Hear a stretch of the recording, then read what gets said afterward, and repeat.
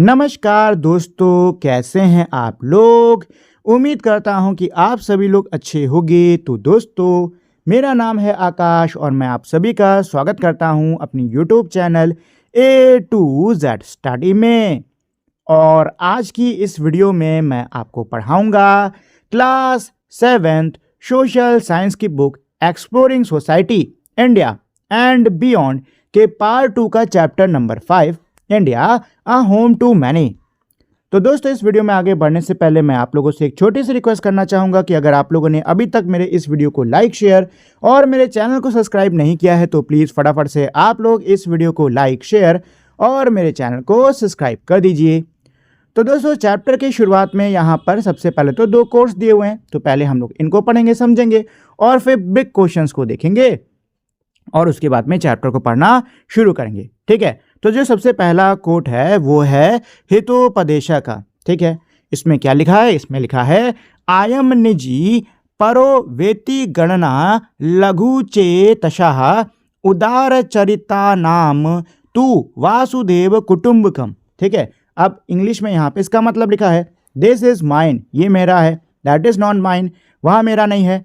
So things the narrow minded, जो narrow minded होते हैं यानी कि जो छोटी सोच के लोग होते हैं वो ऐसा ही सोचते हैं। For the noble minded, noble minded के लिए, खुली सोच वाले, बड़ी सोच वाले के लिए the whole world is family, पूरी दुनिया ही क्या है? परिवार है, पूरा संसार ही परिवार है।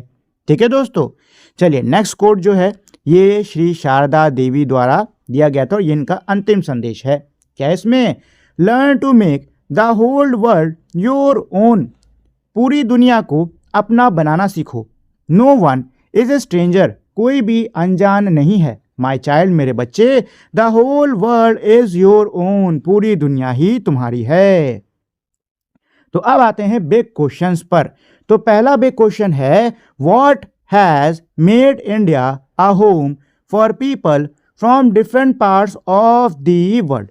क्या कह रहे हैं कि भाई क्या है ऐसा जो कि भारत को दुनिया भर के अलग अलग हिस्सों से आए हुए लोगों का घर बनाती है। सेकंड है व्हाई डिड ऑप्रेस्ड और prosecuted people from other country seek refuge in India, जो बाकी देशों में जिन लोगों को प्रताड़ित करा जाता है, जिनको दबाया जाता है, वो लोग भारत में शरण क्यों लेते हैं आकर। और थर्ड क्वेश्चन क्या है what is it about the nature of Indian society that enables people to assimilate here. क्या इसका मतलब कि भारतीय जो समाज है इसकी प्रकृति के बारे में ऐसा क्या है जो कि बाकी लोगों को अपने में ये शामिल कर लेती है, बाकी लोगों को ये अपने में मिला देती है। तो ये है दोस्तों हमारे बिग क्वेश्चन। चलिए अब हम लोग चैप्टर पे चलते हैं। ठीक है, उससे पहले ये जो है बहुत ही प्यारा सा इमेज, इसको देखो। अभी पता है, इसको मैं जब ऐसे से हिला रहा था तो मुझे देखने में लगा था कि जो लाइनें ना मूव कर रही हैं। ठीक है, आप लोग भी अपनी आंखों के सामने जो बुक है उसको तेजी से हिलाना, देखना क्या लाइनें मूव करती कि नहीं करती हैं। ठीक है, चलो शुरू करते हैं चैप्टर को। क्या इसमें in the chapter unity in diversity और many in one, grade 6 social science textbook, we read that many Indians may be called migrants in the sense of people not living near their birthplace or with their original communities। क्या कह रहे हैं कि भाई हम लोगों ने जो चैप्टर था यूनिटी इन डाइवर्सिटी या मैनी इन वन, जिसको हम लोगों ने क्लास 6 की सोशल साइंस की टेक्स्ट बुक में पढ़ा था, उसमें हम लोगों ने पढ़ा था कि कई जो भारतीय हैं उनको हम माइग्रेंट कहेंगे। माइग्रेंट मतलब ऐसे लोग जो कि उस जगह पर नहीं रह रहे हैं जहां पर उनका जन्म हुआ है, बल्कि उस जगह को छोड़ के कहीं और आगे रह रहे हैं। ठीक है, इन दिस चैप्टर, इस चैप्टर में we will explore another type of migrants, हम लोग एक अलग प्रकार के माइग्रेंट्स को देखेंगे। माइग्रेंट्स किनको बोलते हैं? वो लोग को बोलते हैं जो पलायन करके आते हैं। People who come to India from other parts of the world and settled here, adding another dimension to diversity। क्या कह रहे हैं कि भाई इस चैप्टर में हम एक और प्रकार के जो यहाँ पे पलायन करके आए हुए लोग हैं उनको देखेंगे। ठीक है, ये लोग जो हैं ये दुनिया के बाकी हिस्सों से भारत में आए हैं और यहीं पे सेटल हो गए हैं, यहीं पर आके रहने लग गए हैं और इसने भारत की विविधता में और भी चीज़ें बढ़ा दी हैं। There have been many such migrant communities in India's history up to the recent time। Bharat के इतिहास में ऐसी कई सारे माइग्रेटेड हमारे क्या हैं समुदाय रहे हैं। We cannot cover them all in this chapter and have settled only a few representative examples. हम इन सभी को इस चैप्टर में कवर नहीं कर सकते, इसलिए हमने कुछ ही उदाहरण यहाँ पर लिए हैं. Think about it. Imagine this scenario. इस सिनेरियो की को इमेजिन करो, इसकी कल्पना करो, इस घटना की कल्पना करो. A stranger knock at your door at midnight. एक अनजान व्यक्ति आता है आपके दरवाजे पे रात में खटखटाता है. It is raining heavily outside. बाहर बहुत जोर से बारिश हो रही है. And the stranger seeks shelter for the night, claiming that his car broke down while he was driving in the vicinity. जो स्ट्रेंजर है वो आपके यहाँ रात भर रुकने की बात करता है, कहता है कि उसकी कार जो है जब वो आपके घर के आसपास से जा रहा था तो वो खराब हो गई है. Your family goes into a huddle to discuss the pros and cons of letting a stranger into the house at night. आपका जो परिवार है वो एक साथ डिस्कस करता है कि क्या फ़ायदे नुकसान होने वाले हैं किसी अनजान आदमी को आधी रात को, मतलब रात में ऐसे घर में आने की इजाज़त देने के. Form 2 groups to discuss the argument for and against in this scenario. क्या कह रहे हैं कि अब आपको 2 ग्रुप्स बनाने हैं, ठीक है, और ये जो 2 ग्रुप्स हैं ये आर्ग्यूमेंट करेंगे इसी सिनेरियो के ऊपर, ठीक है. चलो सेकंड इसमें क्या है, now extend this scenario to a country like India. अब इसी सिनेरियो को आप भारत जैसे देश के लिए क्या करो, बड़ा कर दो. When refugee seek shelters in India. जब जो रेफ्यूजी हैं, बाहर से आए हुए जो लोग हैं वो भारत में आके क्या ले रहे हैं, शरण ले रहे हैं. Will similar argument apply. क्या सिमिलर, क्या एक जैसे आर्ग्यूमेंट यहाँ पे भी अप्लाई होने वाले हैं. The story of Indian Jews. भारतीय यहूदियों की कहानी. Jews sought sanctuary in India in several ways. जो ज्यूज हैं, ज्यूज को हिंदी में यहूदी बोलते हैं, तो जो ये यहूदी हैं इन्होंने भारत के अंदर अलग अलग लहरों में शरण ली है आके. The persecution of Jews in various countries led to them having to flee their homes. क्या कह रहे हैं कि भाई ज्यूज के खिलाफ कई देशों में जो अत्याचार हो रहा है, उनको जो प्रताड़ित करा जा रहा है कई देशों में, उसकी वजह से वो अपने घरों से छोड़कर, मतलब अपने घरों को छोड़कर वहां से वो भागे हैं. India has proved to be safe haven where they can practice their faith without fear. Bharat जो है इनके लिए एक बहुत ही सुरक्षित शरण साबित हुई है, जहां पर वो अपने धर्म को, अपने विश्वास को, अपनी आस्था को मान सकते हैं बिना किसी डर के. द बेने Israel are a Jew community that lived on the Konkan coast just south of Mumbai. क्या कह रहे हैं कि भाई जो बेने इज़राइल हैं ये एक ज्यू यहूदी समुदाय है जो कि कोनकाना कोस्ट पर रहता है, मुंबई के साउथ में पड़ता है. अकॉर्डिंग टू सम स्कॉलर्स, कुछ विद्वानों के हिसाब से, दे कम अराउंड 175 BCE. वो 175 BCE के आसपास भारत आए थे. From the ancient kingdom of Israel. Israel की प्राचीन राज्य से ये यहाँ भारत में आए थे. On their journey their ship was caught in a storm and shipwrecked near the coast. अपने सफ़र के दौरान उनका जो जहाज़ है वो तूफान में फंस जाता है और तट के किनारे आके फंसता है, मतलब उसके जो मलबा है, टूटा हुआ जो मलबा है वो तट के किनारे आके रुकता है. The survivors settled in India. अब इस घटना में जो सर्वाइवर्स होते हैं यानी कि जो बचे हुए लोग हैं वो भारत के अंदर सेटल्ड हो जाते हैं. And started a new life. और नया जीवन उन्होंने यहीं पे शुरू करा. Although they lost their holy books they remember their prayers which says there in only one God. क्या कह रहे हैं कि भाई वैसे तो उनकी जो पवित्र किताबें हैं वो खो गई हैं, वो नहीं रहीं, लेकिन उनको अपनी प्रेयर्स, प्रार्थनाएं याद थीं जिनमें कि ये कहा गया था कि एक ही भगवान है. ओवर टाइम, समय के साथ, the Bene Israel grew to become the largest Jew community in India.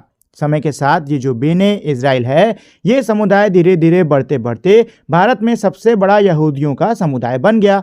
Numbering over 25,000 shortly after India gain independence. Bharat को जब आज़ादी मिली है तो उसके बाद इनकी जो संख्या थी वो तकरीबन 25,000 तक की थी. Several groups arrived much later. कई और ग्रुप्स जो हैं वो काफ़ी लेट से, बाकी मतलब काफ़ी देरी से आए हैं. Between the 12th and the 19th century. ये 12वीं से 19वीं सदी के बीच में आए हैं. Again facing persecution in their respective countries, इनको भी इनके देशों में परसिक्यूशन यानी कि अत्याचार सहना पड़ा, तब ये भारत आ गए। सम ज्यूज सेटल्ड नियर कोचिन, कुछ जो ज्यूज हैं वो कोचिन के पास में सेटल हो गए, जो कि प्रेजेंट डे का कोची है। The raja of Kochi granted them land free of cost as long as the world sun and the moon endured, जो कोची के राजा थे उन्होंने इनको फ्री ऑफ कॉस्ट, बिना किसी दाम के जो भूमि है वो दे दी ताकि वो वहां पर रह सकें, ठीक है। और जब तक दुनिया रहेगी, सूरज रहेगी, चांद रहेगा, तब तक वो जमीन उन्हीं की रहेगी, ठीक है। ऐसे करके राजा ने दिया था। The Jews build a synagogue which enables them to practice their faith even as they became part of Indian society। जो ज्यूज हैं इन्होंने सिनागॉग बनवाया है। अब सिनागॉग क्या होता है? अच्छा, ये जगह होती है जहाँ पे जो ज्यूज है ना वो प्रार्थना करते हैं, ठीक है। मतलब ये चर्च की तरीके से ही होता है, जैसे चर्च होती है ना क्रिश्चियंस के लिए, हम लोग के लिए मंदिर होता है, वैसे इन लोग के लिए ये है सिनागॉग। यहाँ पे ये लोग आके अपनी प्रार्थना करते हैं, ठीक है। चलो, Swami Vivekananda in his speech delivered at the World Parliament of Religions held at Chicago in 1893 had these memorable words। Swami Vivekananda World Parliament of Religion, जिसको कि शिकागो में 1893 में इस सभा को रखा गया था, वहाँ पे उन्होंने अपने भाषण में इन यादगार शब्दों को बोला था। I am proud to belong to a nation which has sheltered the persecuted and the refugees of all religion and all nations of the earth। इसका मतलब क्या है कि मुझे गर्व है कि मैं ऐसे देश का नागरिक हूँ जिसने धरती के सभी धर्मों और सभी देशों के सताए हुए लोगों को अपने यहाँ शरण दी है। I am proud to tell you that we have gathered in our bosom the purest remnant of the Israelites who come to southern India and took refuge with us in the very year in which their holy temple was shattered to pieces by Roman tyranny। मुझे आपको बताते हुए गर्व हो रहा है कि हमने अपनी गोद में इज़राइलों के सबसे पवित्र बचे हुए लोगों को जगा दी है, जो दक्षिण भारत में उस समय आए थे, उस साल आए थे जिस साल रोमन अत्याचारियों ने उनके पवित्र मंदिरों को टुकड़ों में तोड़ दिया था। I am proud to belong to the religion which has sheltered and is still fostering the remnant of grand Zoroastrian nation। मुझे गर्व है कि मैं ऐसे धर्म से हूँ जिसने महान पारसी, ज़ोरोएस्ट्रियन जो ना ये पारसी होते हैं उनको बोलते हैं, जिसने महान पारसी राष्ट्र के बचे हुए लोगों को पनाह दी है और अभी भी उनका पालन पोषण कर रहा है। तो ये थे स्वामी विवेकानंद जी की स्पीच, ठीक है, ये थे उनके कहे हुए शब्द। चलिए दोस्तों, let's explore. Look at the two pictures below. नीचे दी हुई जो दो तस्वीरें हैं उनको देखो। Is the place shown in the both photographs the same? क्या दोनों ही फोटोग्राफ्स में दिखाई हुई जो प्लेस है, जो जगह है, क्या वो सेम है? वाई इज द महाराज और Travancore giving such an expensive gift to Jewish synagogue for the Torah? हाँ, यही इसका मतलब है कि जो तुरनकोर के राजा हैं वो तोराह के लिए जो जूइश सिनागॉग है उसको इतना एक्सपेंसिव गिफ्ट क्यों दे रहे हैं? अच्छा, ये जो महाराजा ऑफ ट्रावंकोर है कौन है? ये कोंची हम लोगों ने ऊपर पढ़ा है ना कि ये यहाँ पे आए थे, क्या बोलते हैं, जूइश आए थे और कोंची के पास आके ये बसे हैं, ठीक है। तो कोंची के जो राजा है ना वो हैं ये, ठीक है। चलो, तो यहाँ पे देखो दो फोटो दी हुई है, ठीक है ना, यहाँ पे दो फोटो दी हुई है, एक ये वाली है और एक ये वाली है, ठीक है। ये दोनों ही फोटो सेम जगह की है। ये देखो, ये यहाँ पर बना हुआ है, ये यहाँ पर ऐसे बना हुआ है, ठीक है। ये दोनों ही है ना सेम जगह की फोटो है, ठीक है। ये दोनों ही जो है वो सेम जगह की फोटो है, हमको देख के साफ साफ पता चल रहा है, ठीक है ना, देख के साथ साथ पता चल रहा है। ठीक है, तो ये सेम जगह की फोटो है। ठीक है, अच्छा, और जो तवनकोर के महाराजा हैं वो इतना एक्सपेंसिव जो गिफ्ट है, जो ये गोल्डन क्राउन दे रहे हैं, ये क्यों दे रहे हैं? ये पहली चीज तो जो जूइश कम्युनिटी है, जो यहूदी समुदाय है, उसको सम्मान देने के लिए, उसको ऑनर देने के लिए ये दे रहे हैं। ठीक है, उनका जो फेथ है, उनका जो विश्वास है, उनकी जो आस्था है, उसको रिस्पेक्ट दिखाने के लिए और राज्य में शांति से बने रहने के लिए ये उनको क्या कर रहे हैं, ये गिफ्ट हो सकता है दे रहे हों। ठीक है, अच्छा, ये जो चीज़ है ये भारत की जो लंबी परंपरा आई है ना एक्सेप्टेंस की, उसको दर्शाती है। ठीक है ना दोस्तों, चलिए आगे बढ़ते हैं। Let's explore. क्या है इसमें? Observe the picture figure 5.4। Figure 5.4 में ये जो पिक्चर है इसको ऑब्जर्व करो। What clues do you get about the integration of the Jewish community into Indian society over time? समय के साथ साथ जो ज्यूइश कम्युनिटी है, जो यहूदी समुदाय हैं, वो भारतीय समाज में कैसे इंटीग्रेट हुए हैं, इसके बारे में आपको क्या क्लूज में देखने को मिलता है, क्या सबूत देखने को मिलता है। ठीक है, तो ये है फोटो। ठीक है, ये है फोटो जो कि लेट 19वीं सेंचुरी में ली गई थी और मुंबई में एक ज्यूइश परिवार है, ये उसकी फोटो है। ठीक है, और ये आप इसमें देख सकते हो। तो देखो दोस्तों, सबसे पहले तो फोटो में क्या क्या है इसको देखते हैं। तो फोटो में जो लोग हैं इनके कपड़ों को पहले देखो, क्या ये भारतीय नहीं लग रहे हैं? है ना, क्या ये कपड़े भारतीय स्टाइल के नहीं लग रहे हैं? बिल्कुल लग रहे हैं। इसके अलावा इनके गहनों को देखो, इनको कान नाक में पहनी हुई है इन्होंने।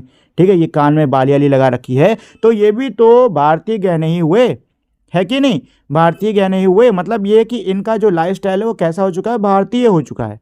ठीक है, और ये हमको क्या दर्शाता है कि जो ज्यूइश हैं, जो यहूदी हैं, इन्होंने भी भारतीय लाइफ को क्या कर लिया है, अडेप्ट कर लिया है। अब ये शांति के साथ में भारतीय संस्कृति में घुल मिलकर अब ये लोग रहते हैं।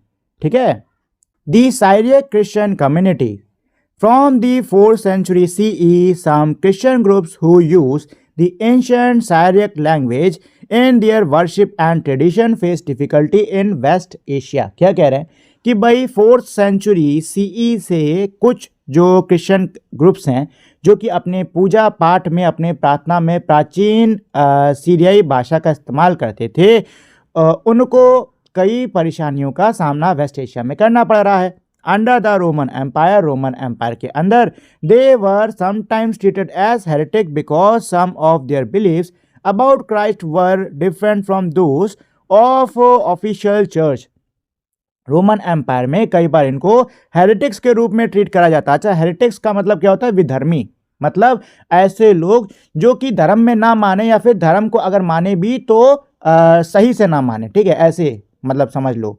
ठीक है, तो इसमें यही कह रहे कि रोमन एम्पायर के अंदर इनको विधर्मियों की तरह ट्रीट करा जाता था, क्योंकि इनके जो बिलीफ थे क्राइस्ट में वो ऑफिशियल चर्च से काफ़ी अलग थे। इन दी पर्शियन एम्पायर में they were suspected of secretly helping the Romans who were the enemies of Persia and were persecuted as a result. क्या कह रहे कि भाई पर्शियन एम्पायर में इन पे शक किया जाता कि ये सीक्रेटली रोमन्स की सहायता कर रहे हैं, जो कि उस समय पर्शिया के दुश्मन थे, और इसका रिजल्ट ये था कि इनको वहां से भी प्रताड़ना झेलनी पड़ती।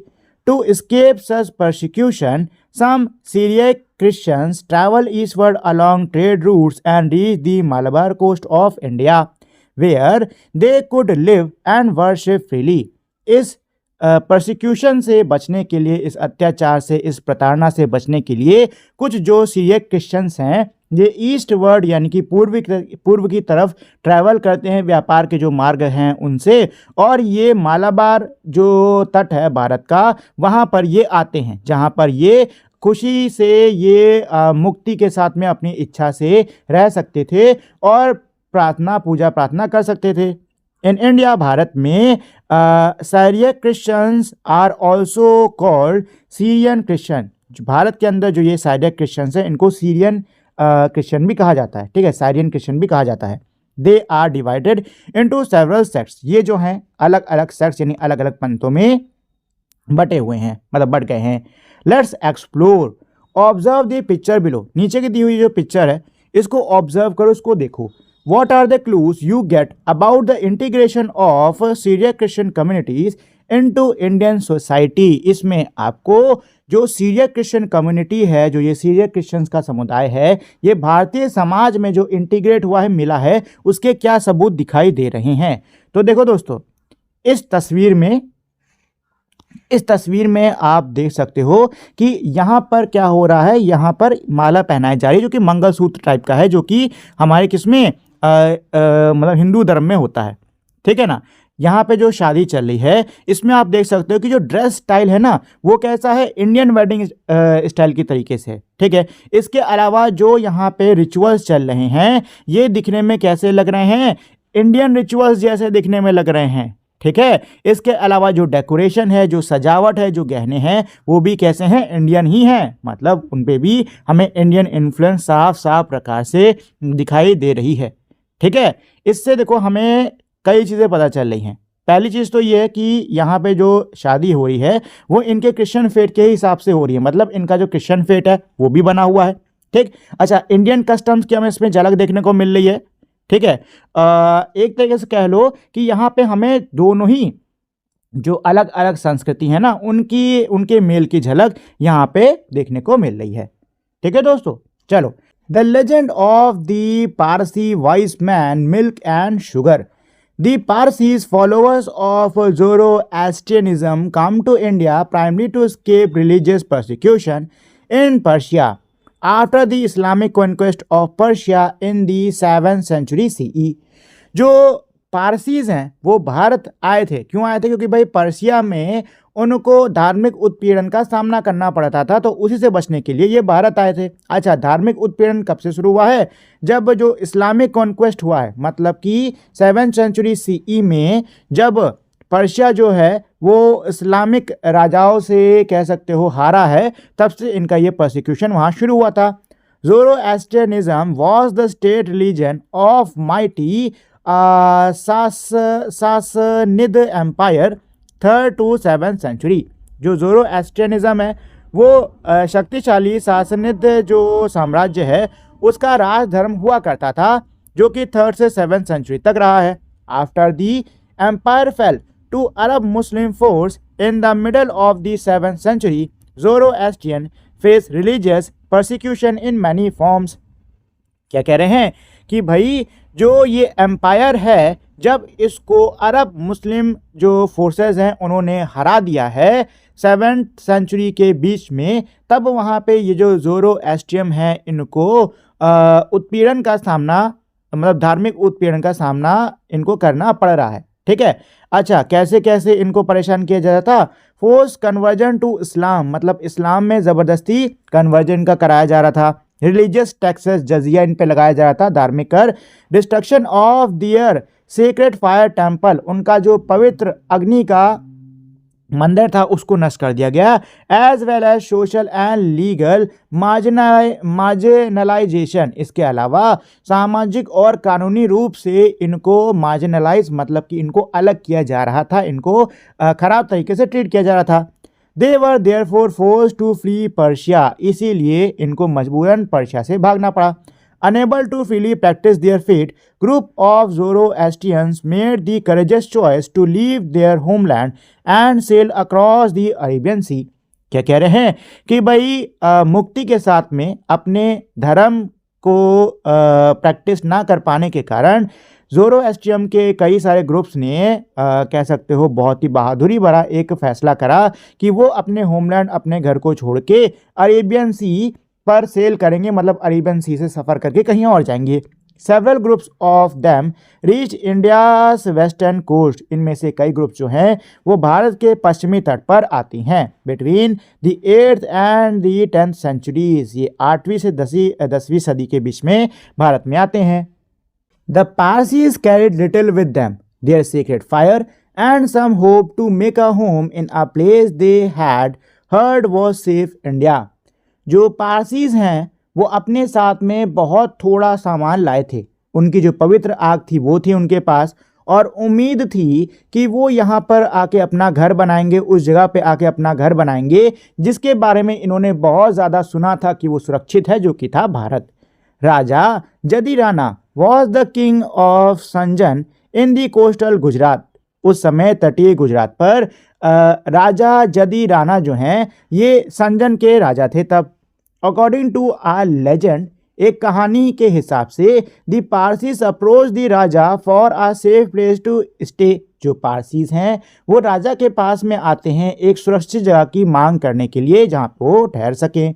Since they were unfamiliar with each other languages, the raja shows them a jug full of milk, indicating that the kingdom was full and could not accommodate more people। क्योंकि दोनों ही एक दूसरे की लैंग्वेज से, भाषा से अनफेमिलियर थे, मतलब दोनों के एक दूसरे की भाषा नहीं आती थी, तो जो राजा हैं वो उनको एक जग दिखाते हैं जो कि दूध का भरा हुआ था, जो कि ये इंडिकेट करता था, ये दर्शाता था कि जो राज्य है वो भरा हुआ है और इसमें और लोग नहीं आ सकते। A wise man among the Parsis took a spoon of sugar and dissolved it into the milk without allowing the milk to spill over। एक पारसियों के बीच में एक बहुत ही विद्वान व्यक्ति था, बहुत ही अक्लमंद व्यक्ति था। वो एक चम्मच भर के चीनी लेता है और उसमें वो दूध में घोल देता है बिना दूध को गिराए हुए। जदी Rana was pleased and provided a secure place for them to settle in his kingdom। ये देख के जो जदी राणा है वो बहुत ज़्यादा खुश होते हैं और उनको अपने राज्य में ठहरने के लिए एक सुरक्षित जगह मुहैया कराते हैं। ठीक है दोस्तों। अच्छा, यहाँ पे इमेज दी हुई है नेक्स्ट, यहाँ पे इसके बगल में। ठीक है, ये जो इमेज है ये पारसी के फायर टेम्पल की है। ठीक है, ये उदवाड़ा साउथ गुजरात में पारसीज का फायर टेम्पल है, ये उसकी इमेज है। ठीक, और इसी के करीब जो पहला ग्रुप था ना पारसीज का, वो इंडिया आए थे। चलिए, what do you think dissolving the sugar in the milk without spilling it mean. आपको क्या लगता है, क्या आप सोचते हो कि दूध में चीनी को घोलना बिना उसको फैलाए हुए इसका क्या मतलब है? तो इसका क्या मतलब है दोस्तों?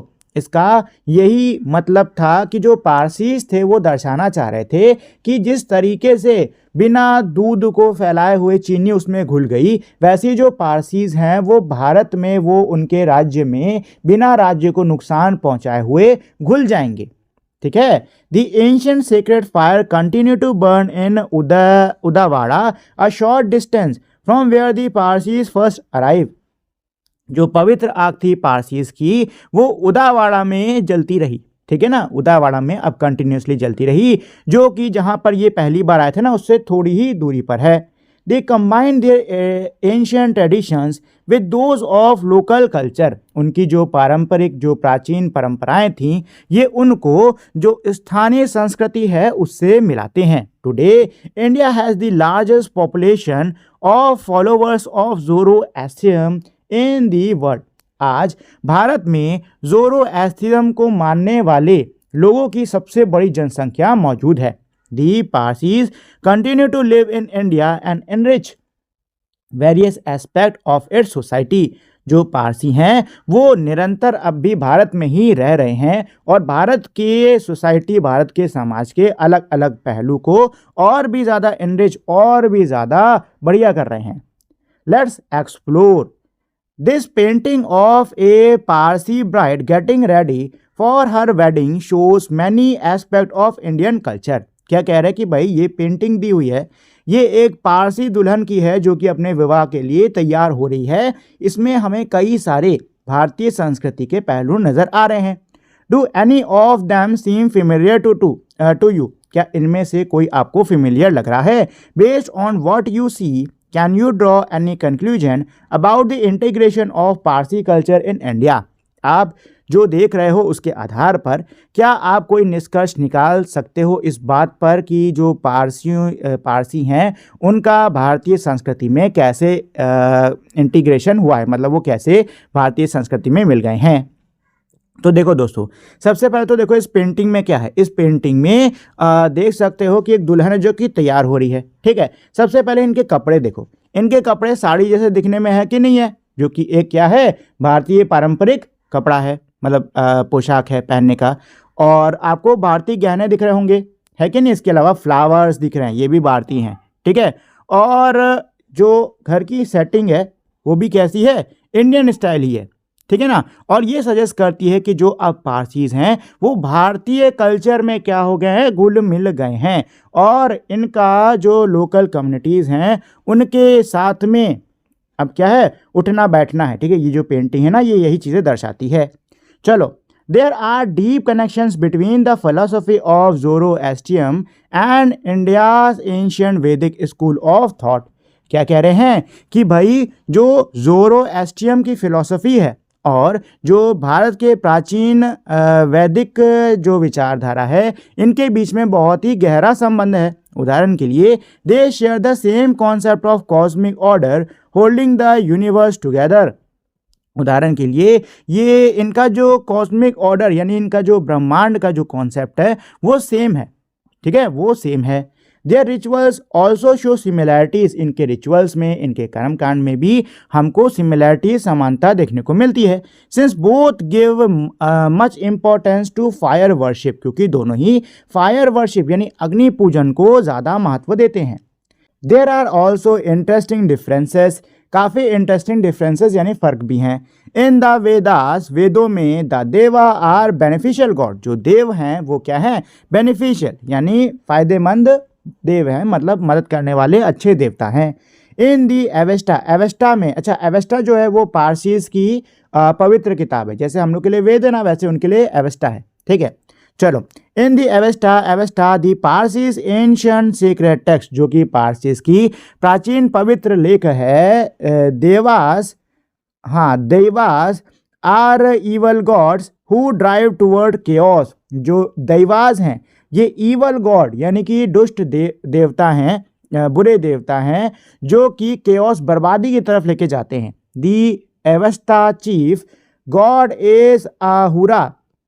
जो एवेस्टा का चीफ गॉड है वो है अहुरा। बट इन इंडिया, लेकिन इंडिया में asuras are seen as harmful powers और डीमंस। जो असुर हैं मतलब कि जो राक्षस हैं, उनको बुरी शक्तियों के रूप में, राक्षसों के रूप में देखा गया है।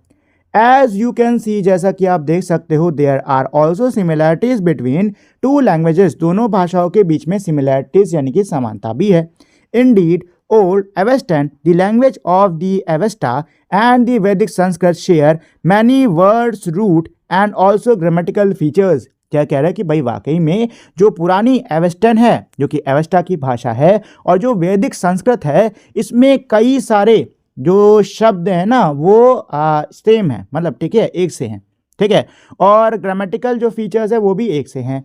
अ फ्यू मोर एग्जाम्पल्स, यहाँ पे कुछ एग्जाम्पल्स दिए हुए हैं नीचे। ठीक है, जिसमें वैदिक वर्ड जो है वो लेफ्ट की तरफ है और एवेस्टन वर्ड जो है वो राइट की तरफ है। ठीक है, तो ये एवेस्टन है और ये वैदिक वर्ड्स हैं। जैसे कि यहाँ पे क्या दिया है, सोमा। ठीक है, सोमा या सोम, सोम मतलब क्या होता है, डिवाइन ड्रिंक। ठीक है, डिवाइन ड्रिंक मतलब जैसे अमृत, अमृत हो गया ये।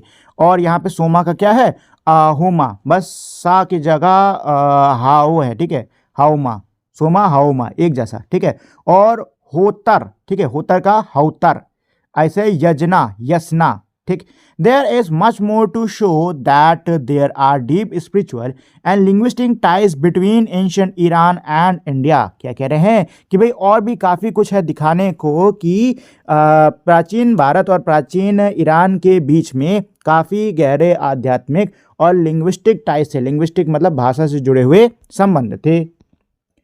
The Arab merchant community, Arab merchant came to India from the 7th century onward. जो अरब मर्चेंट है यानी कि जो अरब व्यापारी हैं वो भारत में 7th century के आगे से आना शुरू हुए हैं।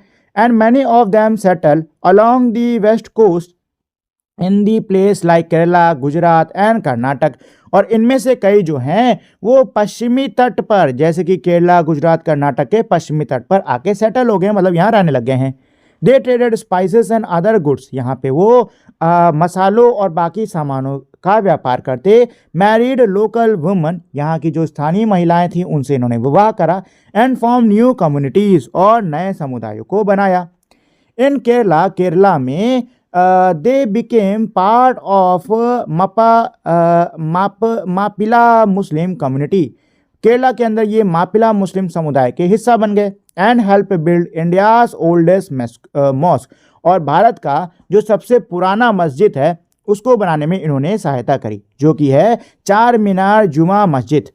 These early Arab settlers in India come as peaceful traders, not as conquerors.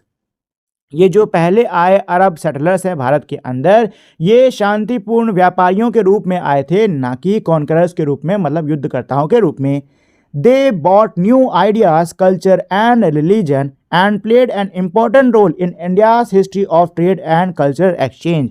ये भारत के अंदर नए विचारों को, नई संस्कृति को, नए धर्म को लेकर आए थे और इन्होंने भारत के इतिहास में, भारत के व्यापार और भारत के सांस्कृतिक आदान प्रदान के इतिहास में बहुत ही महत्वपूर्ण भूमिका निभाई है।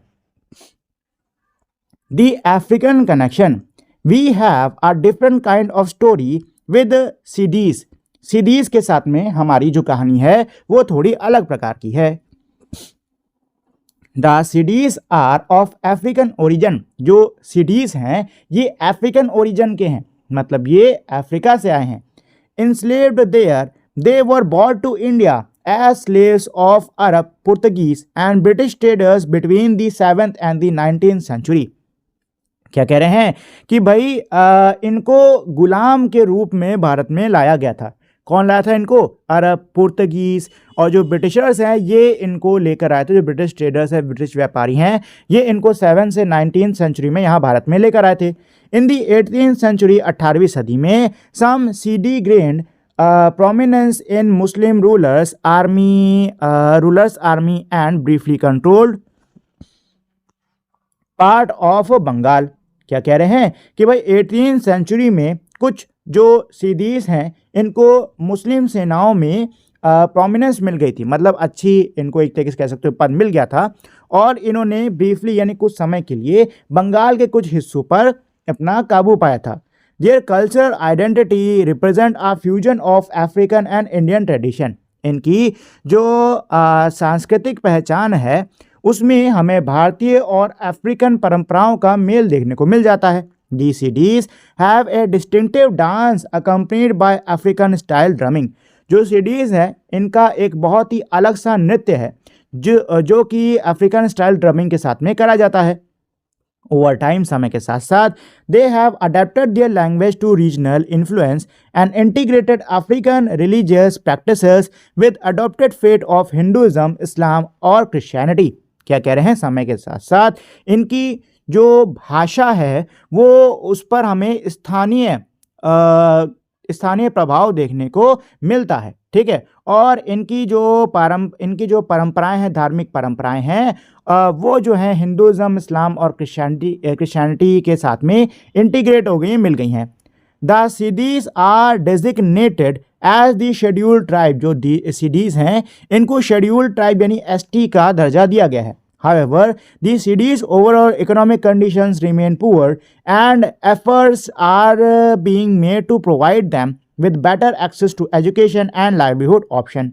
क्या कह रहे हैं कि लेकिन सिटीज़ की जो ओवरऑल इकोनॉमिक कंडीशन है, इनकी जो आर्थिक परिस्थिति है वो अब भी काफ़ी बुरी है, ठीक है, और लगातार प्रयास किए जा रहे हैं कि इनको शिक्षा और जीवन चलाने के बेहतर ऑप्शंस दिए जा सकें।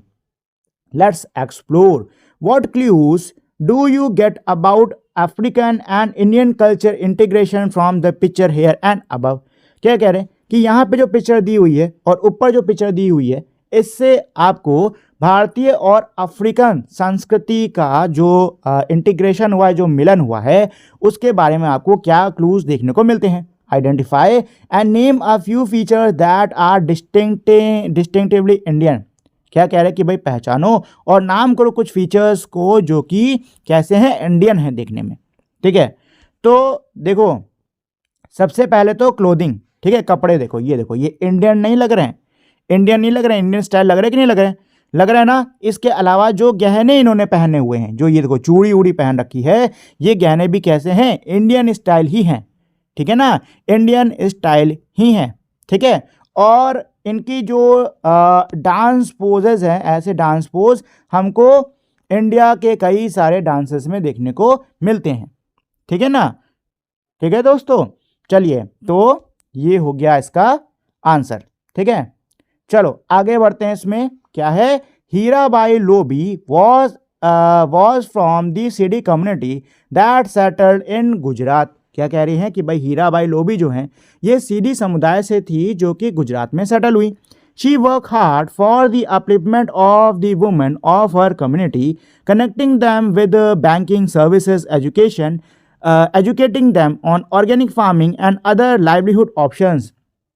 इन्होंने अपने समुदाय के महिलाओं का अपलिफ्टमेंट करा है, मतलब उनको ऊपर लाने के लिए इन्होंने बहुत कड़ी मेहनत करी हुई है। उन्होंने इनको बैंकिंग सर्विसेज से जोड़ा, उनको ऑर्गेनिक फार्मिंग जैविक खेती के बारे में शिक्षित करा और उनको और भी कई ज़्यादा अपने जीवन यापन करने के, जीवन चलाने के ऑप्शंस के बारे में बताया।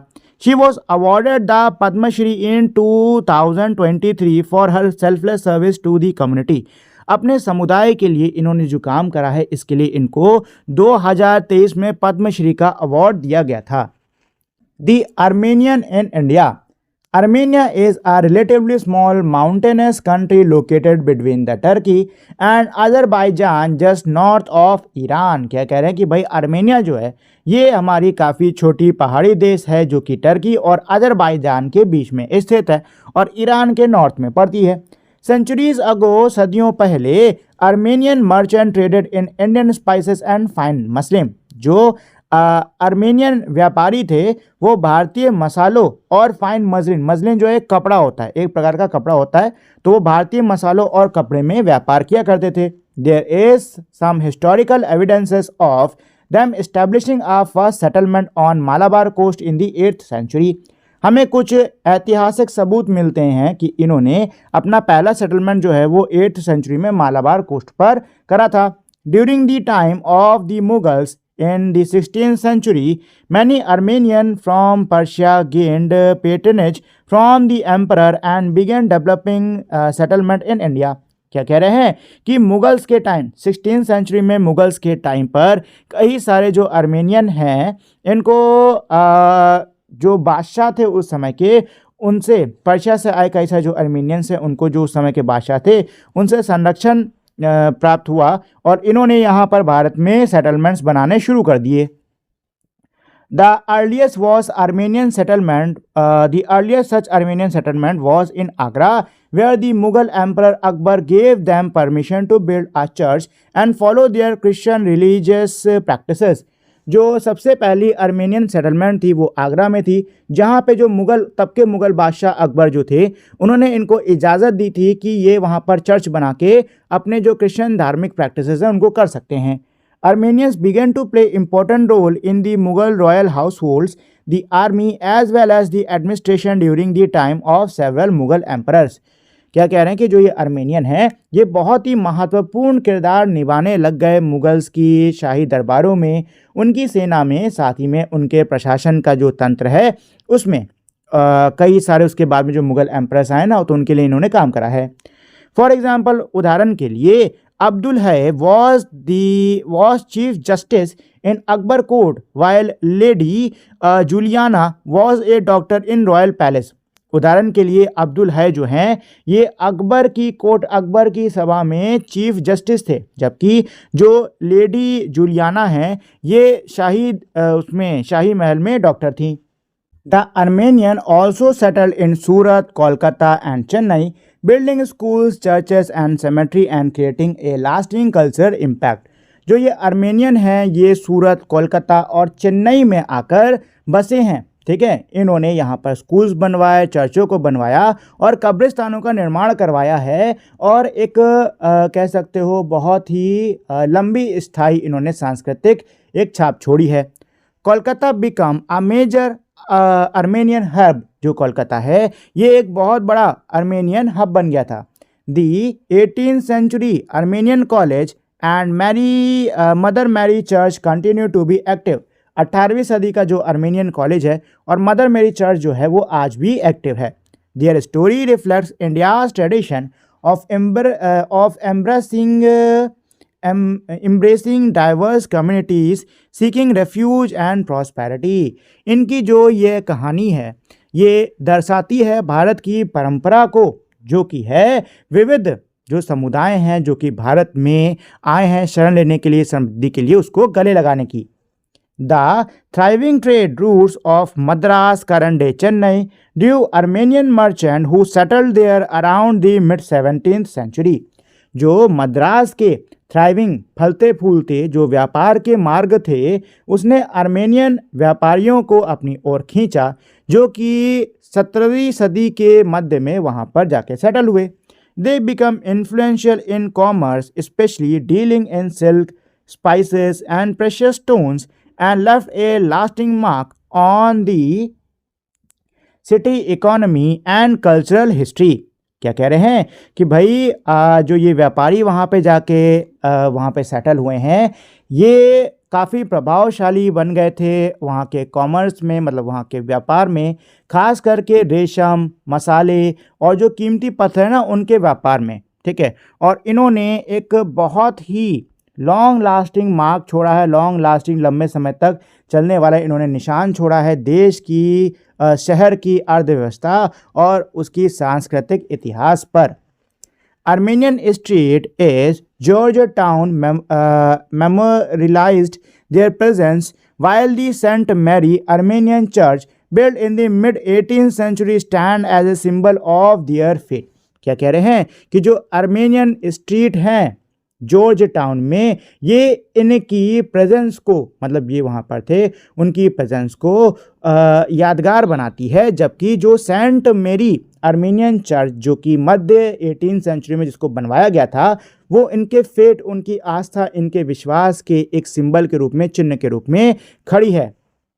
दो दी once flourishing Armenian population has dwindled over the centuries, a handful of families and heritage groups continue to preserve their architectural, mercantile and spiritual legacy in Chennai. क्या कह रहा है कि वैसे तो एक बार जो काफ़ी ज़्यादा फलती फूलती जो आर्मेनियन पॉपुलेशन है अब वो मतलब इस शतक में काफ़ी ज़्यादा क्या हो गई है, कम हो गई है, लेकिन अब भी मुट्ठी भर कुछ परिवार बचे हुए हैं जो कि अपनी वास्तुकला, अपनी आध्यात्मिक जो विरासत है उसको चेन्नई में जिन्होंने अभी बचा रखा है. द बहाई community in India. In the mid-1800s, a new religion called the Baha'i began in Persia, led by a man named Baha'u'llah. क्या कह रहे हैं कि भाई 1800s के मिड में, बीच में एक नया धर्म है पर्शिया के अंदर वो आया है जिसका नाम है बहाई, और इसको लीड करने वाले व्यक्ति का नाम था बहाउल्लाह. ठीक है, his teachings spoke of unity among all people and harmony between religion. इनकी जो टीचिंग्स थी वो थी कि लोगों के बीच में यूनिटी यानी कि एकता, और रिलीजन्स के बीच में यानी अलग अलग धर्मों के बीच में हार्मनी यानी कि शांति, संतुलन. The ruling religious leadership in the Iran however branded them as heretic because of their different believes and they were treated badly.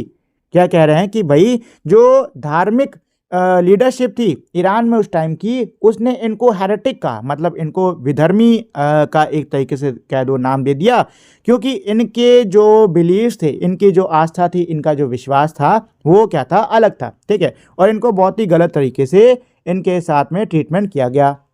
सम बहा is looked for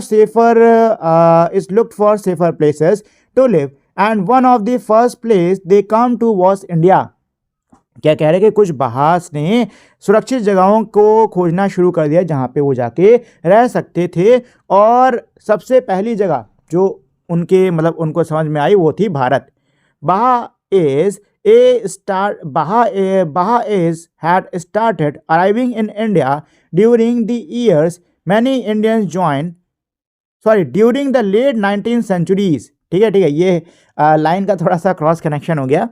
क्या कह रहे हैं कि जो बहाईज हैं ये भारत के अंदर 19th century, late 19th century में आना शुरू हो गए थे. Over the years many Indians join the faith. क्या कह रहे हैं कि भाई इतने सालों में कई सारे हिंदुस्तानियों ने इस फेथ को, इस आस्था को ज्वाइन कर लिया है. The Baha'is welcome people of all religions and background. जो बहाईज हैं ये हर धर्म के, हर समुदाय के लोगों का स्वागत करते हैं. दो Iranian Baha'is come to India to escape danger. Most Baha'is here today are Indians who believe in faith's message of unity and love. क्या कह रहे हैं कि भाई वैसे तो जो Baha'is मतलब भारत में आए थे ये खतरे से बचने के लिए भारत में आए थे, लेकिन आज जो बहाईस हैं ये सारे के सारे हिंदुस्तानी हैं। मतलब शुरुआत में जो आए थे भारत में बहाईस वो ईरानियन थे, लेकिन आज जो सारे के सारे बहाईस हैं वो कौन है? वो हिंदुस्तानी हैं, जो कि ये जो संदेश है एकता और प्रेम का इसमें विश्वास करते हैं। The good Maharaja and polish children, if you happen to visit the good Maharaja Square in the Warsaw, Poland, you may be surprised to see this monument। क्या कह रहे हैं कि अगर आप पोलैंड के वॉरसॉ में गुड महाराजा स्क्वायर पे जाते हो तो आप इस मॉन्यूमेंट को देख के सरप्राइज हो जाओगे, जो कि है 5.15 में, ये रहा 5.15, ठीक है, उसमें आपको ये मॉन्यूमेंट देखने को मिलेगा। ठीक है, चलो, there is an inspiring story behind it, इसके पीछे एक बहुत ही इंस्पायरिंग स्टोरी है। क्या है वो? Poland was invaded during the second world war, द्वितीय विश्व युद्ध के दौरान पोलैंड को इन्वेड करा गया था, मतलब पोलैंड पर हमला करा गया था, विच टुक प्लेस बिटवीन 1939, और ये हमला कब हुआ था? 1939 और 1945 के बीच में। Thousands of families were torn apart, हजारों परिवार जो थे वो टूट गए थे। And many childrens were offend, और कई सारे बच्चे ऑफेंड हो गए थे, मतलब कई सारे जो बच्चे हैं वो अनाथ हो गए थे। Digvijay Singh ji, Ranjit Singh ji Jadeja, the Maharaj of Nawanagar state, present day Jamnagar, was touched by this tragedy. क्या कह रहे हैं कि भाई जो दिग्विजय सिंह जी, रंजीत सिंह जी जडेजा हैं, जो कि नवाजनगर के उस समय के महाराज थे, वो इस ट्रेजेडी से, मतलब ये जो दुर्घटना हो रही थी, ये जो गलत काम हो रहा था, इससे वो काफ़ी ज़्यादा टच्ड हुए। He mobilize the Red Cross and other organization to help him rescue the childrens and take them to Jamnagar and provided them with a safe place to stay, food to eat and care for them. ये जो हैं red cross और इसके अलावा कई और जो संस्थाएं हैं, उनकी सहायता से जो बच्चे वहाँ पे फंसे हुए थे उनको ये रेस्क्यू कराते हैं, बचाते हैं, उनको जामनगर लेके जाते हैं, वहाँ पे उनको रहने के लिए सुरक्षित जगह दी जाती है, खाना दिया जाता है और उनका ध्यान रखा जाता है। He is credited with saving the life of around 1000 Polish orphans between 1942 and 1946। उनको क्रेडिट दिया जाता है कि उन्होंने हजारों पॉलिश जो अनाथ बच्चे थे उनका जीवन बचाया था 1942 से 1946 के बीच में। Several thousand Polish refugees fleeing from other areas were also welcome to stay in the safety of his state। क्या कह रहे हैं कि कई हजार जो पॉलिश रेफ्यूजीज थे वो मतलब जो कि बाकी जगहों से भाग कर आए थे, उनका भी इन्होंने अपने स्टेट में स्वागत करा, उनको भी सेफ्टी दी इन्होंने। The childrens and other return home safely after the war ended, और जब युद्ध खत्म हो गया तो बच्चे और बाकी जो लोग थे वो सुरक्षित अपने घरों को लौट आए। In the early 21st century, his service to the people of Poland was recognized by the President of Poland and the monument was constructed in the Maharaja's honor। क्या कह रहे हैं कि भाई 21st सेंचुरी के शुरुआत में इन्होंने जो पोलैंड के लोगों के लिए करा है उसको जो पोलैंड के प्रेसिडेंट हैं वो रिकॉग्नाइज करते हैं और इनके सम्मान में, महाराजा के सम्मान में जो ये मॉन्यूमेंट है उसको बनवाया जाता है। India was a home away from home even if for a brief period for the orphaned children। इसका मतलब क्या है कि जो भारत था वो घर से दूर एक घर था, भले ही थोड़े समय के लिए, लेकिन अनाथ बच्चों के लिए घर था। Tibetan refugees in India located on the other side of Himalayan range के दूसरे तरफ स्थित Tibet is India's northern neighbour. जो तिब्बत है वो भारत का नॉर्दर्न पड़ोसी है।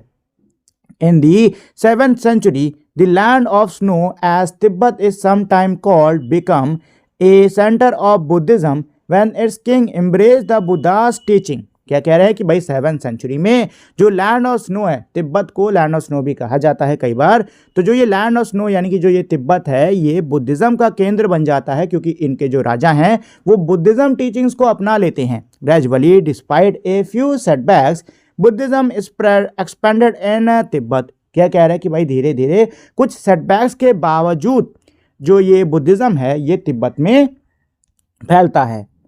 During the 12th and 13th century, Turco-Afghan military invasion in eastern India led to the destruction of Nalanda and other Buddhist center of learning। क्या कह रहे हैं कि भाई 12वीं और 13वीं सदी के दौरान जो तुर्क अफगान सेना द्वारा युद्ध करा गया है, ईस्ट मतलब हमला करा गया है ईस्टर्न इंडिया पर, तो इसकी वजह से जो नालंदा है और जो बाकी बुद्धिस्ट केंद्र हैं सीखने के पढ़ने के, उनको मतलब वो बर्बाद हो गए हैं। Many monks left for Tibet, कई सारे जो मंक्स हैं वो तिब्बत भाग गए हैं, तिब्बत चले गए हैं। Often taking precious manuscripts of Sanskrit text with them, अक्सर वो अपने साथ में जो बहुत ही कीमती संस्कृत के मैन्युस्क्रिप्ट्स हैं उनको लेकर जाते थे। From the 15th century onward, 15 century के आगे से द दलाई लामा, जो दलाई लामा है, each one said to be his predecessor reincarnation, assumed a great role, eventually becoming spiritual head and Tibet ruler। क्या कह रहे कि भाई 15th सेंचुरी के आगे से जो कि दलाई लामा है, अच्छा दलाई लामा के लिए एक बात की जाती है, एक बात कही जाती है कि जो ये दलाई लामा है वो मतलब ओरिजिनल जो 15th सेंचुरी में दलाई लामा थे ना वही हैं, बस क्या है कि बार बार उनका जन्म पुनर्जन्म होता रहता है, ठीक है, तो ऐसा कहा जाता है। तो इन्होंने तिब्बत के ये क्या बन गए, स्पिरिचुअल आध्यात्मिक हेड बन गए और तिब्बत के रूलर भी ये इसके आगे से बनने लगे, ठीक है। चलो, don't miss out, Tibetan soon after taking refuge in India in 1959 started propagating their traditional system of medicine called Sowa Rigpa, also known as art of healing. It was codified in the 8th century CE by the medical council held near Lhasa in Tibet, and blend ancient principles and practices of Ayurveda with input from China, Central Asia, Persia and even Greece। क्या कह रहे हैं कि भाई तिब्बत ने जब भारत में 1959 में रेफ्यूज लिया है, शरण ली है, तो उसके बाद से, उसके तुरंत बाद से तिब्बत मतलब जो इनकी तिब्बतियों की जो पारंपरिक चिकित्सा पद्धति थी जिसका नाम था सेवा रिगपा, जिसको कि आर्ट ऑफ हीलिंग यानी कि इलाज की कला भी कहा जाता था, उसका प्रचार करना, उसको फैलाना शुरू कर दिया। इसे 8वीं सदी में तिब्बत के लहासा के पास हुई एक मेडिकल सभा में इसको कोडिफाइड करा गया था, मतलब कि इसको लिखा गया था, तैयार किया गया था, और इसमें आयुर्वेद के साथ प्राचीन सिद्धांतों कहा था, इसमें आयुर्वेद के साथ जो प्राचीन सिद्धांत हैं और इसके अलावा जो अलग अलग जगहों से आए हुए तरीके हैं चिकित्सा के, जैसे कि चीन, मध्य एशिया, पर्सिया और यहाँ तक कि ग्रीक, उनको शामिल करा गया है, ठीक है ना, उनको मिलाकर एक तरीके से उनको मिलाकर ये जो इनका सिस्टम है ना इसको बनाया गया है, ठीक है। चलो, today Tibetan medicine remains popular in Himalayan region, आज जो ये तिब्बतन मेडिसिन है, तिब्बतन दवा है, ये हिमालयन रीजन में आज भी काफ़ी ज़्यादा पॉपुलर है, इंक्लूडिंग नेपाल एंड भूटान, इसमें नेपाल और भूटान भी शामिल हैं। इन इंडिया, भारत में institution like Mentsee Khang in Dharamshala Himachal Pradesh practice this system to treat chronic disease and manage epidemic. क्या कह रहे हैं कि भाई भारत के अंदर मेंटिस कैंग नाम के जो संस्थान है धर्मशाला में हिमाचल प्रदेश में, वो इस सिस्टम को प्रैक्टिस करते हैं क्रॉनिक जो डिसीजेज होती हैं उनको ट्रीट करने के लिए, और जो एपिडेमिक है उसको मैनेज करने के लिए। It has also been integrated in the government of India AYUSH programme, इसको भारत सरकार का जो आयुष प्रोग्राम है ना उसमें भी शामिल करा गया है।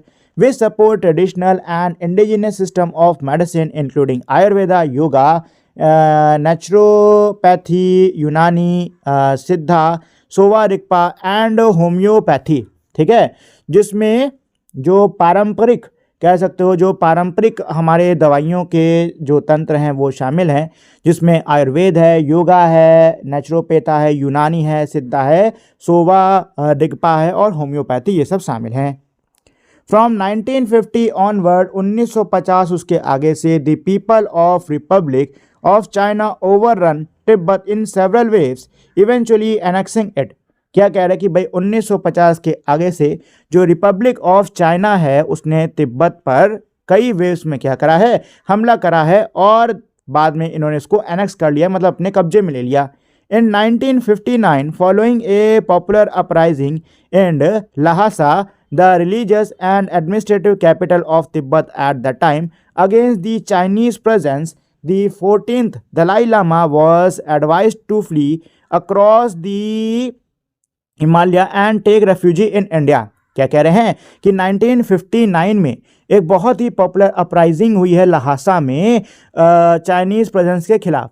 तो जो इसमें 14th दलाई लामा हैं उनको वहाँ से भागने की सलाह दी गई। ठीक है, तो वो वहाँ से भागते हैं और भारत में आके शरण लेते हैं। Where the government granted him asylum, भारत में जो सरकार है वो इनको असाइलम देती है, मतलब वो इनको यहाँ पे सुरक्षा देती है। Since then, he has been an honored guest in India and lives in धर्मशाला। तब से ये भारत के ऑनर गेस्ट यानी सम्मानित मेहमान रहे हैं और ये धर्मशाला में रहते हैं। From where the Central Tibetan Administration function as a government in exile, और वहीं से जो केंद्रीय तिब्बतन प्रशासन है वो काम करता है एक ऐसी सरकार के रूप में जो कि किसमें है, एग्जाइल में है। एग्जाइल मतलब जिसको कि जो कि देश के बाहर उसको निकाला दिया गया है। ठीक है, the Dalai Lama is known for his 4 commitments. जो दलाई लामा है वो अपने 4 कमिटमेंट्स के लिए जाने जाते हैं, namely the promotion of human values like compassion, forgiveness and tolerance. जो कि क्या है, ह्यूमन वैल्यूज मतलब मानवीय जो मूल्य हैं उनका प्रमोशन, जैसे कि कंपैशन हो गया, फॉरगिवनेस हो गया, टॉलरेंस कंपैशन दूसरे के प्रति प्यार, फॉरगिवनेस मतलब माफ़ी देना, माफ़ करना, और टॉलरेंस यानी कि सहनशीलता। The promotion of religious harmony, धार्मिक हार्मनी मतलब धार्मिक जो शांति है, धार्मिक जो एकता है उसको बढ़ावा देना। The preservation of Tibetan culture, Tibet की जो संस्कृति है उसको बचा कर रखना। And the revival of India civilisation heritage, और भारतीय जो कह सकते हो सभ्यता की जो विरासत है उसका रिवाइवल यानी उसका पुनर्जीवन। Particularly India's value like Karuna, compassion and अहिंसा, नॉन वायलेंस। खास तौर पर भारत की जो मूल्य हैं, करुणा जो कि है कंपैशन यानी दूसरे के प्रति प्रेम, और अहिंसा यानी कि नॉन वायलेंस की। The Government of India rehabilitated the Tibetan refugees, जो भारत सरकार है इसने जो तिब्बतन रेफ्यूजीज हैं उनको रिहेबिलिटेट करा, मतलब उनको फिर से बसाया। Provided education to their children, उनके बच्चों को शिक्षा दी। And facilitated the creation of Tibetan settlement to enable this community to make India a second home and preserve and promote its language, culture and heritage. और साथ ही में उन्होंने मतलब भारत सरकार ने तिब्बतन सेटलमेंट्स को है उनको देश में बनाने में सहायता की, जिससे कि ये जो समुदाय है ये भारत को अपना दूसरा घर बना सके और यहाँ पर अपनी भाषा, संस्कृति और विरासत की रक्षा कर सके। The establishment in India particularly in Karnataka of the many Tibetan monasteries patterned on the original ones in Tibet created a space for Tibetan Buddhists to pursue their way of life and spiritual practices without fear or hindrance। क्या कह रहे हैं कि भाई जो establishment है भारत में Tibetan monasteries का, जिसमें कि खास तौर पे कर्नाटक में कई सारी बनी हुई हैं, ये जैसी तिब्बत में बनाई गई है ना वैसी ही हैं ये भी। ठीक है ना, इसने तिब्बतन बुद्धिस्ट के लिए एक स्पेस, एक जगह बनाई है जहाँ पर जो ये मंक्स हैं ये बिना किसी डर के, बिना किसी रोक टोक के ये अपने जीवन जीने के तरीके को और अपनी आध्यात्मिक जो भी इनके प्रैक्टिसेस हैं, काम हैं, उनको ये जारी रख सकते हैं। Many non-government organizations have also supported the community by providing livelihood option। कई सारी जो नॉन गवर्नमेंट ऑर्गेनाइजेशन है, ऐसी संस्थाएं जो कि सरकारी नहीं हैं, कई सारी ऐसी संस्थाओं ने समुदाय के लिए सपोर्ट दिखाया है और मतलब लाइवलीहुड यानी जीवन चलाने के कई सारे अलग अलग ऑप्शंस को प्रोवाइड कराकर। ओवर टाइम, समय के साथ, Tibetan refugees in India have become part of the society. समय के साथ साथ जो ये तिब्बतन रेफ्यूजीज हैं ये भारत का ही एक, समझ लो भारत के ही समाज का एक हिस्सा बन चुके हैं। The whole world is a family. These are few examples of people making India their homes. ये कुछ उदाहरण हैं कि कैसे जो लोग हैं उन्होंने भारत को अपना घर बनाया। either seeking refugee or seeing opportunity for prosperity and good life। यहाँ पर या फिर तो वो शरण लेने के लिए आए थे और या फिर तो समृद्धि के मौके ढूंढने के लिए, अच्छे जीवन के समृद्धि के मौके ढूंढने के लिए आए थे। These stories gave us a glimpse of culture of acceptance and inclusion that is part of India's ethos। ये जो कहानियाँ हैं ये हमको भारत की जो परंपरा रही है, भारत की जो संस्कृति रही है एक्सेप्टेंस की, मतलब जो बाहर के हैं उनको अपनाने की, उनकी एक झलक दिखाती है। The idea of Vasudhaiva Kutumbakam, the whole world is a family, is not just a slogan but has been practiced for millennia।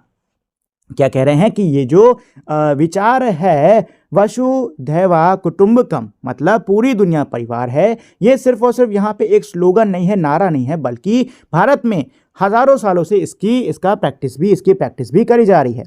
Let's explore. Are there communities in your neighborhood whose ancestors might have come to India centuries ago and make it their home? क्या कह रहे हैं कि क्या आपके आस पड़ोस में ऐसे समुदाय मौजूद हैं जिनके जो पूर्वज हैं वो कई वर्षों पहले, कई सदियों पहले भारत में आए थे और अब इन्होंने इसको अपना घर बना लिया। Have a class discussion on what their experience may be। Class discussion करो इस चीज़ के ऊपर कि उनका अनुभव कैसा रहा होगा। ठीक है, तो इसमें आपको क्लास डिस्कशन टाइप करवाना है। ठीक है, चलो। How did India develop a reputation for being a compassionate country that welcome people from different part of the world and provided them with a place to call home. Bharat ने एक दयालु देश के तौर पर एक ऐसी पहचान कैसे बना ली जिसने दुनिया के अलग अलग हिस्सों से आए हुए लोगों का स्वागत किया और उन्हें रहने के लिए एक जगह दी जिसको कि वो घर कह सकें। As we saw in earlier chapters in the tapestry of past, India had developed many school of thoughts. क्या कह रहे हैं कि जैसा कि हमने इससे पहले के जो चैप्टर्स हैं टेपेस्ट्री ऑफ द पास्ट के, उनमें देखा कि भारत के अंदर कई सारी अलग अलग विचारधाराएं जो हैं वो विकसित हैं। There core teachings included ideas like सर्वा भवन्तु सुखिना और मे ऑल क्रीचर्स बी हैप्पी, अतिथि देवो भव और a guest is like a god and the value of compassion. क्या कह रहे हैं कि भाई ये जो अलग अलग विचारधाराएं थी, इनकी जो कोर टीचिंग्स थी उनमें क्या शामिल था? सर्व भवन्तु सुखिना, मतलब सारे जो जीव हैं वो सुखी रहें। अतिथि देवो भव, जो गेस्ट है, जो मेहमान है वो भगवान समान होता है। And the value of compassion, compassion प्रेम की वैल्यू, प्रेम का मूल्य शामिल है। द करण्या मेथा सुता, the बुद्धा's word on loving kindness expresses the same sentiments beautifully in these words। क्या कह रहे हैं कि करण्या मिथा सुधा, जो कि बुद्धा के शब्द थे लविंग और काइंडनेस के ऊपर, ये इसी सेंटिमेंट को, ये सेम भावना को बहुत ही सुंदरता के साथ इन शब्दों से बयां करते हैं। Even as a mother protect with her life her only child, so was the boundless heart one should cherish all living beings radiating kindness over the entire world. क्या इसका मतलब कि भाई जिस प्रकार से जो माँ है अपने बच्चे को बचाती है, अपने बच्चे की अपने जीवन से, मतलब जीवन लगा के रक्षा करती है, उसी प्रकार से एक बड़े दिल के साथ में हमको जितनी भी लिविंग बीइंग से, जितने भी जीवित जीव हैं उनको चेरिश, उनको संभाल के रखना है, उनको बचा के रखना है। ठीक है, सभी को, दुनिया भर में सभी, पूरी दुनिया को काइंडनेस यानी कि जो प्यार है वो बांटना है, वो सबको दिखाना है, वो सबको देना है। Let's explore. Identify similar values in any story और लोकल ट्रेडिशन एक्सेट्रा। आपको सेम वैल्यूज जो हैं वो किसी कहानी में या किसी स्थानीय परंपरा में आपको ढूंढने होंगे। ठीक है, नोन टू यू, जिसके बारे में आप जानते हो। You could ask your guardians और रिलेटिव, आप अपने गार्डियंस रिलेटिव से पूछ सकते हो। Collect the stories and create a class manuscript, इन कहानियों को इकट्ठा करो और एक मैन्युस्क्रिप्ट को तैयार करो। यू कुड इंक्लूड इलिस्ट्रेशन, इसमें आप इलिस्ट्रेशंस को भी शामिल कर सकते हो। ठीक है, Indian value beyond India. It is also striking to see how the Indian patriarch communities have carried and practice similar values abroad। क्या कह रहे हैं कि ये भी बहुत ही इंटरेस्टिंग है देखना, कमाल का है देखना कि कैसे भारत से बाहर गए हुए जो समुदाय हैं उन्होंने बाहर भी इन प्रैक्टिसेस को, इन मूल्यों को अपनाना अभी भी नहीं छोड़ा है, अब भी वो इसकी प्रैक्टिस करते हैं। Wherever there is a sizable community of Indian living together, it has been perceived as a peaceful, law-abiding, progressive, and prosperous minority that contributed to the economy and integrate well in the society of the respective country। ठीक है, जहां पर भी भारतीयों का एक sizeable मतलब एक बड़ा समुदाय देखा गया है आज रहते हुए, उनको हमेशा पीसफुल यानी कि शांत माना गया है। ठीक है, लॉ अबाइडिंग, वो कानून का पालन करते हैं और जिस भी देश में रह रहे होते हैं उस देश की आर्थिक मतलब उस देश की अर्थव्यवस्था को बेहतर करने के लिए, समृद्धि को बेहतर करने के लिए काम करते रहते हैं। ठीक है, उस देश के समाज को बेहतर करने में लगे रहते हैं, उस देश के समाज में घुल मिल जाते हैं। ठीक है, चलिए आगे बढ़ते हैं। When religious persecution has been experienced for centuries in many parts of the world, India developed a culture of peaceful coexistence and acceptance of various diverse faith and school of thoughts।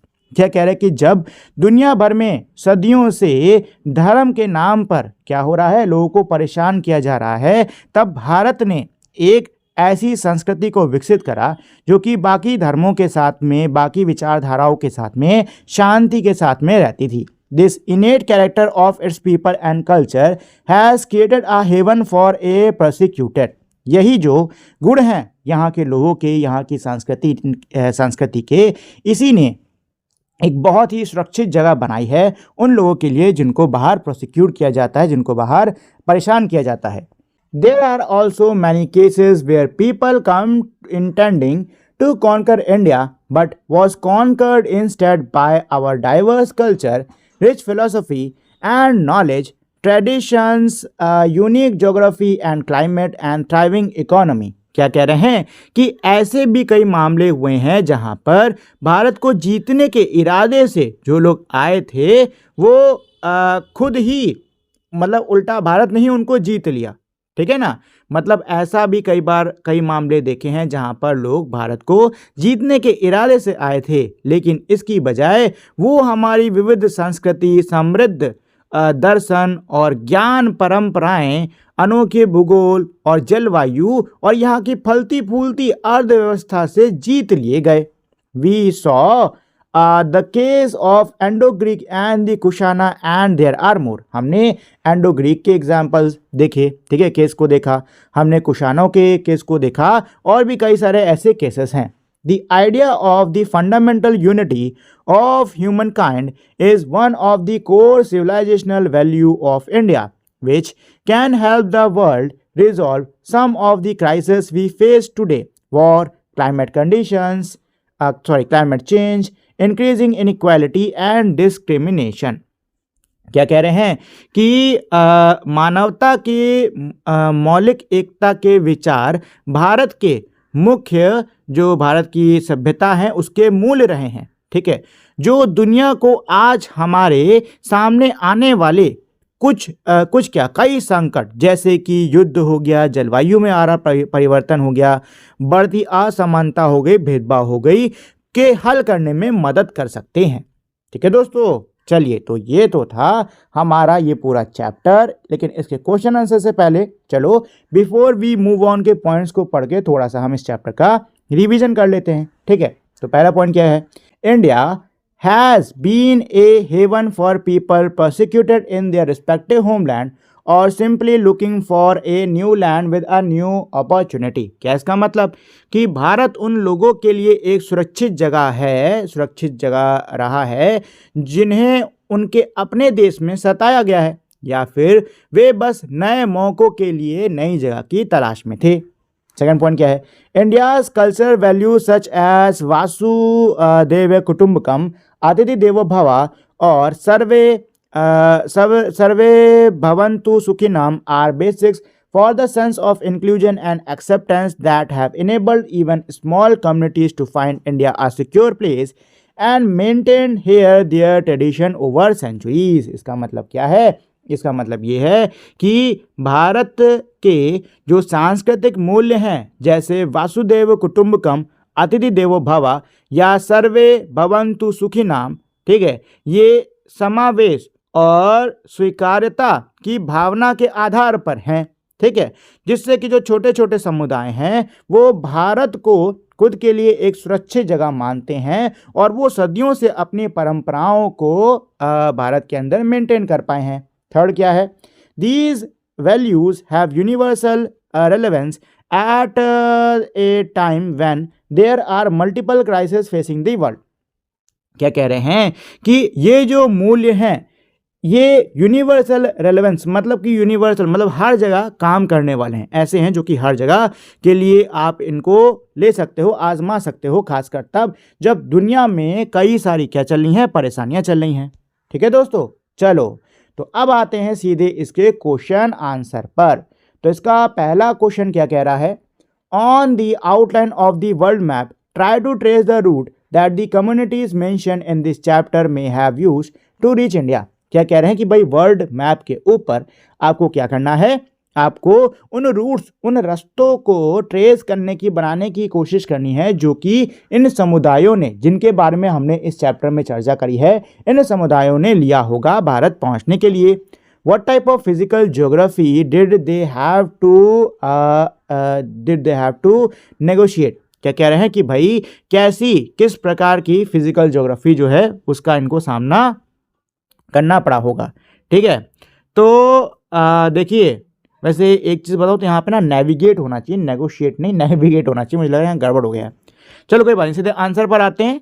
तो देखो कैसे आए होंगे, सबसे पहले Jews है ना, Jews middle east से आए, तो मिडिल ईस्ट से ये अरेबियन सी से होते होते आए हैं। ठीक है, देखो एक चीज़ बता दूं, पहले के टाइम में जो भी ये कम्युनिटीज़ है ना, ये सब ज़्यादातर समंदर के रास्ते से ही आए हैं। ठीक है, तो ये अरेबियन सी इसी रास्ते से आए हैं, अरेबियन सी हो गया, यही इनका कह सकते हो मेन रास्ता है। ठीक है, इसी से आए हैं ज़्यादातर, जैसे कि ज्यूज़ जो हैं ये मिडिल ईस्ट अरेबियन सी से होते हुए आए हैं। ठीक है, जो सीरियक क्रिश्चियंस हैं ये भी आपके नहीं, ये अरेबियन सी से थोड़ी ना आएंगे, ये क्रिश्चियंस है ना, ये तो ज़मीन से आ सकते हैं। ठीक है, ये ज़मीन से आए होंगे, नहीं, ये तो केरला किनारे, अरे ये ज़मीन से आए होंगे या फिर हो सकता है समंदर से आए हों। मैं अभी भी देखो मेरे सामने मैप है नहीं, सही बताऊं तो। ठीक है, तो जब मैप होगा, इसके बाद जब मेरे सामने मैप होगा तब मैं लिख दूंगा कि किसने क्या रूट लिया होगा। अभी फिलहाल बस अंदाज़ा मार लेते हैं कि जो पर्शिया हैं वो आए होंगे, वो भी अरेबियन सी से आए होंगे, क्योंकि भाई पर्शिया व्यापारी थे, समुद्र में व्यापार किया करते थे। अरेबियंस की भी सेम कंडीशन, वो तो समंदर से आए थे, चैप्टर में पढ़ा हम लोगों ने। ठीक है, जो सिदीज हैं इनको अफ्रीका से लाया गया है, समंदर से ही आए होंगे, सीधी सी बात है। आर्मेनियन ये भी समंदर से आए, बहुत दूर है, वहाँ से पैदल थोड़ा चल के आएंगे। ठीक है, और जो है बाईज हैं ये ज़मीन से आ गए होंगे, क्योंकि ईरान से आया जा सकता है ज़मीन से, और तिब्बतन ये भी पहाड़ों से ही होते आए होंगे। ठीक है दोस्तों, चलो अच्छा, किस प्रकार के फिजिकल ज्योग्राफी का इनको सामना करना पड़ा होगा, तो समंदर हो गए, रेगिस्तान हो गए, पठार हो गए, पहाड़ी क्षेत्र हो गए, घाटी हो गई, यही सब। ठीक, क्वेश्चन 2 है, what are the key values intrinsic to Indian culture that enable it to welcome people at of different backgrounds. क्या कह रहे हैं कि भारतीय संस्कृति के वो मुख्य मूल्य कौन से हैं जिससे कि हम जो हैं अलग अलग बैकग्राउंड से, मतलब अलग अलग समुदायों से आने वाले लोगों का स्वागत कर सके। ठीक है, तो देखिए इन मूल्यों के बारे में हम लोगों ने इस चैप्टर में भी पढ़ा हुआ है, और वो मूल्य हमारे क्या हैं, वो हैं वासुदेव कुटुंबकम, मतलब दुनिया एक परिवार है, अतिथि देवो भव, मेहमान भगवान है, सर्व भवन्तु सुखिनाम, सभी जीव सुख रहें। इसके अलावा कंपैशन, टॉलरेंस, नॉन वायलेंस और बाकी फेस मतलब बाकी आस्थाओं के साथ में को एग्जिस्टेंस। ठीक है ना, चलिए अब आते हैं क्वेश्चन नंबर 3 पर। तो क्वेश्चन 3 क्या कह रहा है, क्वेश्चन 3 है, होमी भाभा सैम मनिक्स्व, रतन टाटा, फाली नरीमन, नानी पालिकवाला और Cornelia Sorabji are the few names of Parsis who excel in their respective fields. यहाँ पे कुछ फारसियों के नाम दिए हुए हैं जो कि अपने अपने फील्ड में काफ़ी बढ़िया हुए हैं। Find out more about people from other communities that made India, their home and there contribution. क्या कह रहे हैं कि भाई आप बाकी समुदायों के ऐसे ही लोगों के बारे में पता करो जो कि भारत में रहे हैं और उन्होंने भारत के लिए क्या योगदान दिए हैं, तो आपको वो भी लिखना होगा। ठीक है, तो अलग अलग समुदायों से आपको ऐसे लोगों के नाम चुनने हैं जिन्होंने भारत के लिए कुछ बहुत ही बड़े योगदान किए हों। ठीक है, चलो क्वेश्चन नंबर 4 पर चलते हैं। क्या है ये? टेक अप ए क्लास प्रोजेक्ट। तो नेक्स्ट हमारा क्या है दोस्तों? क्लास प्रोजेक्ट है। क्या है इसमें? Divide the class into groups. Class को ग्रुप्स में बांटो। Each group take up a small project to study a little more about the community that we have been listed here. क्या कह रहे हैं कि भाई आपको क्या करना होगा, आपको अपने क्लास को ग्रुप्स में बांट देना है। ठीक है, और हर ग्रुप जो है वो एक छोटा सा प्रोजेक्ट लेगा। उनका प्रोजेक्ट क्या होगा कि हम लोगों ने इन चैप्टर में जिन समुदायों की बात की है, आपको उन समुदायों के बारे में थोड़ा थोड़ा स्टडी करना है। Share what you have gathered with your classmate through one of these veg. आपने इन कम्युनिटीज़ के बारे में जो कुछ भी पाया है उसको आप अपने क्लासमेट्स के साथ में शेयर करो। कैसे शेयर करना है आपको? ड्रामा के थ्रू, पोस्टर के थ्रू, गानों के थ्रू या पेंटिंग के थ्रू। इनमें से किसी एक चीज़ के द्वारा आप आपने जो भी पाया उसको आप अपने क्लासमेट्स के साथ में शेयर कर सकते हो। ठीक है, तो ये लास्ट जो है ये आपका क्लास प्रोजेक्ट टाइप का है। ठीक है दोस्तों, चलिए तो ये तो था हमारा पूरा का पूरा चैप्टर। उम्मीद करता हूं आपको ये चैप्टर अच्छे समझ में आ गया होगा, साथ ही में आपको इसको पढ़ने में मज़ा भी आया होगा। जाने से पहले दोस्तों एक छोटी सी रिक्वेस्ट करना चाहूँगा कि अगर आप लोगों ने अभी तक मेरे इस वीडियो को लाइक, शेयर और मेरे चैनल को सब्सक्राइब नहीं किया है तो प्लीज़ फटाफट से आप लोग इस वीडियो को लाइक, शेयर और मेरे चैनल को सब्सक्राइब कर दीजिए। तो दोस्तों अब हम लोग मिलेंगे हमारी अगली वीडियो में, तब तक के लिए नमस्कार।